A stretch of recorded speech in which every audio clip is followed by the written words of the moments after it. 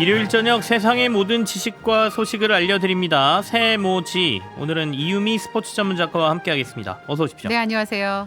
먼저 아시안컵 얘기부터 해야 되겠죠. 네. 좋게 표현하면 연이어 드라마를 쓰면서 뭐 연장전 막 이러면서 두 경기 연속 올라간 거고요. 네. 조금 반대로 얘기하면 너무 힘겹게 올라간다 이런 생각도 들어요. 맞습니다. 너무 가슴 졸이면서 경기를 봐야 되니까 네. 좀 체력적으로 힘들어지는 지금 시기가 오고 있는데 어쨌든 4강입니다. 네, 한국 축구가 90분 후부터라는 얘기도 나오고 있고요. 크리스만 감독은 축구 감독 아니고 영화나 드라마 감독이다. 이런 말도 나오고 있습니다. 어쨌든 우리가 조 1위로 16강을 갈 줄 알았는데 예상을 깨고 조 2위로 16강을 갔고 사우디아라비아와 16강전은 승부차기 끝에 승리했고 그리고 8강전 가서는 호주를 상대로 연장 승부 끝에 2대1 승리. 뭐 끝날 때까지 끝난 게 아니다 이런 걸 보여주면서 뭐 팬들 사이에서는 우리 한국 축구가 좀비 축구다. 이렇게 계속 수식어를 붙여가고 있는. 좋은 표현은 아닌 것 같은데 아니지만 조금. 네. 어쨌든 그 영화 정말 끝날 때까지 끝난 게 아닌 거라는 걸 표현하는 그런 단어라고 할 수가 있는데 손흥민 선수가 얻어낸 호주전 보면 페널티킥을 황희차 네. 선수가 차기까지의 뒷이야기라든지 황희차 선수가 얻어낸 프리킥을 손흥민 선수가 골로 연결시키는 저는 이 골은 아시안게임 전체 베스트골이라고 생각될 정도로 정말 멋있게 들어갔어요. 너무 멋있는 정말 네. 프리미어 리거의 그 품격을 보여주는 그런 네. 골이었다는 생각이 들었고 또 경기 후에 손흥민 선수가 이런 얘기를 하죠. 나라를 위해 뛰는데 힘들다는 건 핑계다. 말도 잘해요. 네.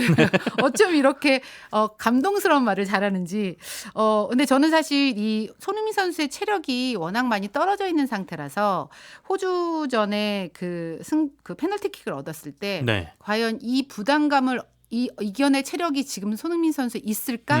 이걸 좀 고민을 했었는데 그 순간에 누구나 피하고 싶었던 그 순간에 황희찬 선수가 형 저 자신 있어요. 제가 차겠어요. 이렇게 말을 했다는 것도 너무 대단하고 그걸 믿고 당연히 손흥민 선수의 1번 키커였을 테니까요. 네네. 그걸 믿고 그래 하고 양보했던 손흥민 선수의 이런 모습도 뭔가 드라마가 쓰여지려니까 그런 건지는 지금 알겠지만 약간 눈물 흘릴 분위기인데요. 저는 계속 보면서 울컥울컥했어요. 네. 어쨌든 그런 그 드라마 같은 호주전이 이제 끝이 났는데 그리고 이제 그동안 사실 전술부재 아니냐 이런 크리스만 감독에 대한 비판의 소리가 좀 높은 것도 사실이었는데 호주전만 놓고 본다면 양현준 선수의 깜짝 투입이라든지 네. 2m 호주 장신들 사이에서 공중볼 싸움을 했던 박진섭 선수의 교체 출전 이런 것들은 크리스만 감독의 용병술이 좀 긍정적인 평가를 할 수도 있겠다라는 생각을 들게 하는 경기였습니다. 그럼에도 불구하고 크리스만 감독에 대한 비판의 목소리는 여전한 것 같습니다. 네. 뭐 역대급 운장이다 뭐 이런 얘기도 나오더군요. 그러니까 너무 운이 좋은 너무 괜찮은 선수들과 같이 하면서 손흥민 같은 주장을 가지고 경기를 할 수 있다는 건 너무 운이 좋은 감독 아니냐 이런 얘기도 있는데 사실 지금까지 한국이 치른 5경기 내용을 보면 크리스만표 축구의 완성도가 높다고 평가하기는 저도 어렵다고 생각이 듭니다. 크리스마노가 5경기 모두 실점을 했고요. 네. 총 8골을 헌납을 했는데 대회 최약체 중 하나인 말레이시아에게도 무려 3골이나 내줬거든요. 근데 여기 만약에 김민재 선수가 안 뛰었다고 하면 우리가 이해를 할 수도 있는데 김민재 선수가 거의 매 경기 풀타임을 뛴 이런 경기에서 무려 8골을 헌납을 했다는 것은 좀 생각해 봐야 될 부분이라고 생각이 들고요. 그래서 사우디전에서는 3백, 그러니까 수비진 마지막 수비진을 3명을 세우는 3백의 수비 형태로 변화를 줘서 나왔는데 이것도 뭐 그렇게 긍정적인 평가를 받는 것 같지는 않아요. 사실 호주전 같은 경우는 저도 이런 생각을 했지만 호주 수비수들이 2m 가까이 크기 때문에 네. 근데 이 키 큰 선수들이 좀 순발력은 떨어지잖아요. 그러니까 조규성 선수로 맞불을 놓지 말고 좀 빠른 선수들을 전반에 네네. 투입해서 좀 흔들어 놓는 전술을 하는 것은 어떠냐는 의견도 많았거든요. 그런데 크리스만 감독은 조규성 선수가 사우디전에 골을 넣었으니까 골 감각이 좋다고 골 생각을 감각이 한 거죠. 있다? 그리고 본인이 가지고 있는 가장 베스트 11 안에 조규성 선수가 있었던 거죠. 그래서 그 선발로 조규성 선수를 내세웠거든요. 이제 물론 크리스만 감독은 애초 뭐 전술가보다는 동기부여형 지도자, 뭐 선수들을 관리형 지도자, 뭐 이런 얘기를 많이 해왔고 우리가 또 개인 기량면에서 다른 대표팀보다 우위에 있는 건 사실이니까 그런 강점을 크리스만 감독의 동기부여 능력이 더해지면서 연일 명승부가 펼쳐지고 있다라고 위안을 삼을 수도 있고 그런 모양새도 맞기는 한데요. 네. 근데 우리가 바랐던 이런 과정의 우승은 아니었잖아요. 현재까지만 보면 성과와 평가에서 가장 괴리가 심한 감독이라는 생각도 드는데 이번 대회 결과를 떠나서 네. 이제 대회를 다 마무리했을 때 크리스만 감독이 명장이라고 그러니까 전술적인 면에서 훌륭하다고 평가하느냐라고 묻는다면 글쎄요 라는 대답을 할 수밖에 없지 않을까 약간 이런 물음표를 생각이 찍을 듭니다. 수밖에 없다 이런 말씀이시고 네. 그래서 더욱 크리스만 감독에게는 이번 우승이 더 중요해졌습니다. 네, 맞습니다. 우리나라의 4강 상대가 요르단이지 않습니까? 조별리그에서 한번 만났었던 네네. 상대이기도 한데요. 요르단이 타지키스탄의 돌풍을 잠재우고 4강에 진출을 했고 화요일 밤 12시고 수요일로 넘어가면 0시인데요. 네. 요르단과 4강전을 치릅니다. 준결승전에는 요르단의 주축 선수 2명, 그러니까 공격수 1명, 센터백, 그러니까 김민재 선수 역할을 하는 선수가 하나 빠지게 되고 우리는 수비의 핵인 김민재 선수가 경기 누적으로 빠지는 게 좀 변수라고 할 수가 있겠고 호주전보다는 휴식 시간이 좀 더 주어지기 때문에 그 사이 우리나라 선수들이 얼마나 체력 회복을 하느냐가 중요해 보이는 상황입니다. 결국에는 경고 누적 때문에 못 나오는 김민재 선수의 공백 이거 어떻게 메우느냐예요. 안정적인 수비는 물론이고 뛰어난 패스 능력 그리고 김민재 선수 같은 경우는 체격이 워낙 좋기 때문에 세트피스 상황에서 헤더로 골을 연결해 줄 수 있는 여러 가지 공수에서 중요한 존재인데 이번 대회 우리나라 수비는 또 김민재 선수를 중심으로 돌아갔단 말이죠.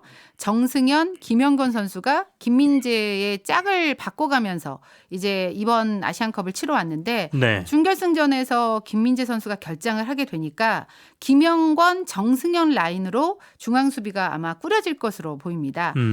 대표팀에서는 수비형 미드필더지만 또 소속팀에서는 중앙 수비로 활약 중인 박진섭 선수. 이 선수가 지난 호주전에 투입돼서 인상적인 활약을 했었죠. 이 선수의 기용도 좀 생각해 볼 수가 있겠는데요.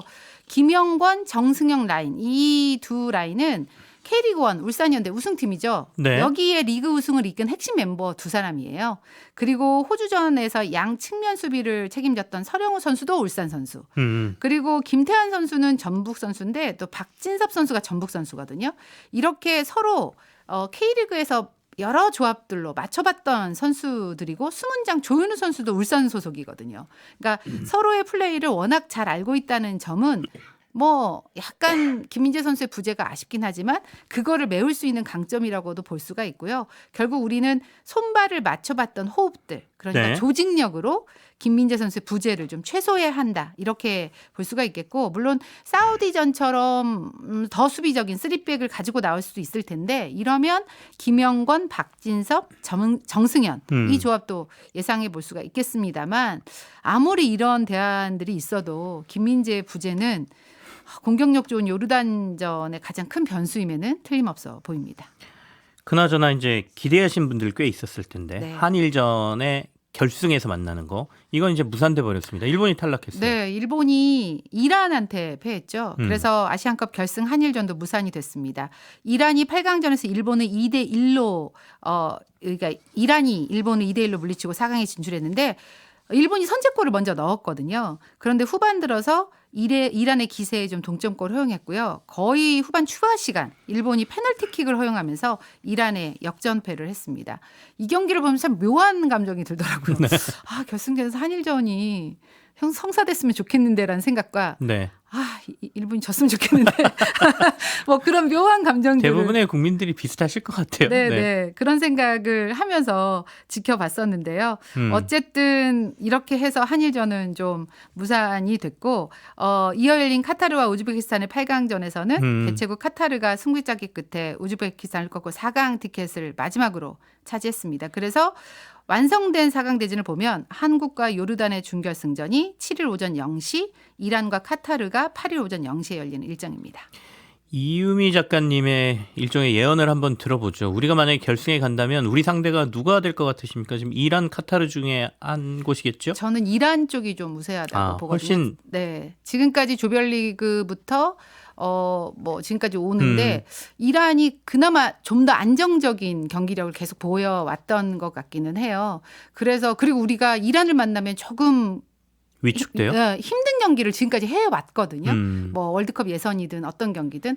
그래서 이란이 오히려 좀 껄끄러운 상대가 아닐까 그런 생각이 들고 그리고 어떤 나라가 오든 지금 중동 세 팀이 우리나라 그러네요. 하나거든요. 네. 그래서 거의 어웨이 경기, 원정 경기를 하는 느낌으로 경기를 해야 될 가능성이 높기 때문에 우리에게는 어떤 팀이 올라와도 쉽진 않겠지만 이란이 좀 더 힘들지 않을까. 그리고 이란이 올라올 것 같다. 근데 이란이 올라올 것 같다. 네, 그런 결승전으로. 생각이 듭니다. 한번 우리 예언을 한번 지켜보도록 네. 하겠습니다.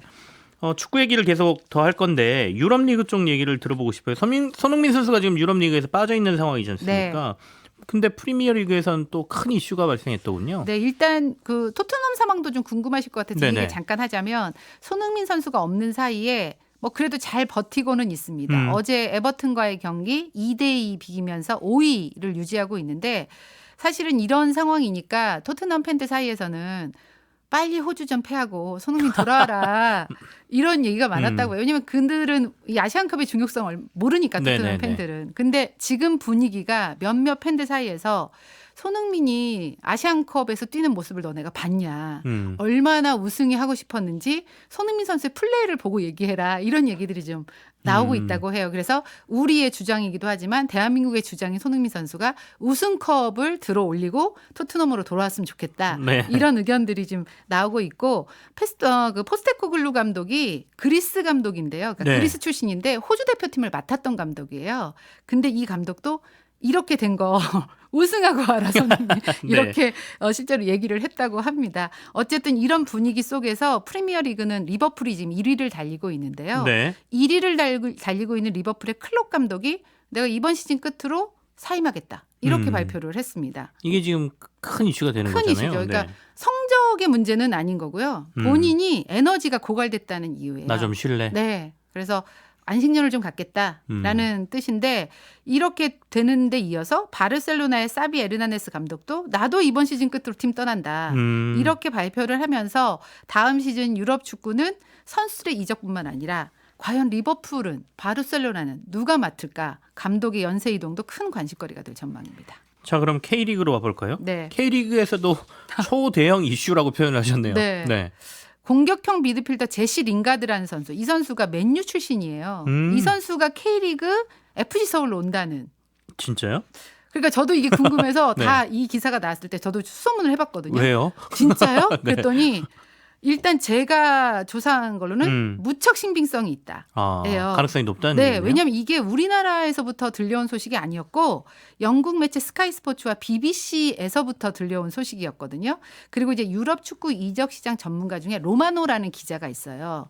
이적 단독 보도를 많이 하기로 유명한데 네. 이 기자는 확실할 때는 Here we go라는 문구를 써서 발표를 하는데 이 기자가 이 문구를 써서 발표를 했어요. 링가드의 FC 서울행을 전했거든요. 그러니까 그래서 이제 결국 링가드는 현재 소속팀이 없으니까 좀 네네. 자유롭죠. 이 선수에 대한 소개를 잠깐 하자면 프리미어리그에서 촉망받던 공격수였고요. 2011년에 맨유 입단해서 레스터 시티, 버밍엄, 브라이튼, 더비 카운티 여러 곳에서 뛰었고 이런 경력에 지난 시즌 네. 딱 주급만 보니까 3억 원입니다. 일주일에 3억씩 줘야 되는데 이 선수 데려온다고요? 그러니까 K리그 온다는 소식, 이게 맞나? 이렇게 해서 어쨌든 제가 막 이게 수소문 해보니까 링가드가 한국행을 진지하게 생각하고 있고 합의에 꽤 근접한 것으로 보인다는 게 이야. 정설입니다. 그런데 이 정도 금액은 줄 수는 없을 거예요. 왜냐하면 우리나라의 외국인 선수가 최대 많이 받는 게 20억이 안 되는 걸로 알고 있거든요, 연봉이. 그러니까 그거 외에 뭔가가 있겠지라고 생각을 해서 이제 다른 뭐 네티즌들 네네. 기자들도 많이 조사를 해보니까 혹시 이런 이유는 아닐까라고 나온 게 이 링가드라는 선수가 패션 브랜드를 하나 운영을 하는데 네.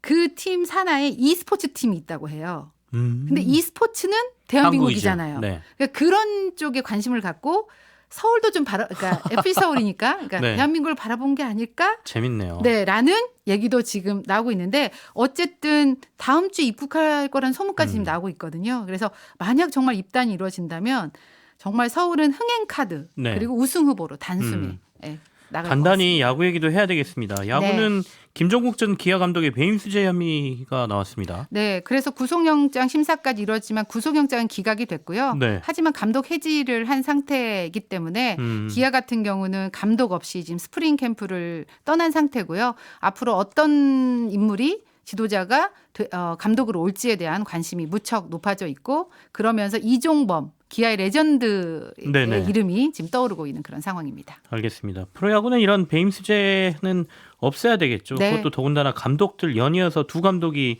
이 혐의에 연루됐다는 소식에 사실은 팬들은 굉장한 충격에 빠져 있습니다. 그렇습니다. 지금까지 이유미 스포츠 전문 작가와 함께했습니다. 고맙습니다. 고맙습니다. 광고 듣고 옵니다.